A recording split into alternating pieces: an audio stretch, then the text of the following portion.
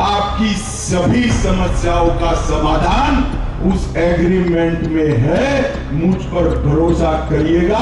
गृह मंत्री जी को एक छोटे भाई के तरीके से एक रिक्वेस्ट करना चाहता हूं। गृह मंत्री जी, आपने हमें बहुत दिया है, हम आभारी हैं और हम चाहते हैं कि आप भी आज हमारे लिए और दो शब्द बोलिए, क्योंकि कम्युनिस्ट ने एक अफवाह फैलाया हुआ है, कुछ नहीं मिलेगा, और मैं बोलता हूं सब कुछ मिलेगा, सबको मिलेगा।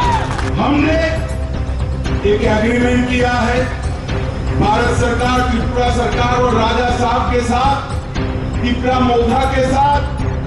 एग्रीमेंट के लिए ढेर सारी चीजें बोली जा रही है, मगर मैं आज आपको बताकर चाहता हूं आपकी सभी समस्याओं का समाधान उस एग्रीमेंट में है, मुझ पर भरोसा करिएगा।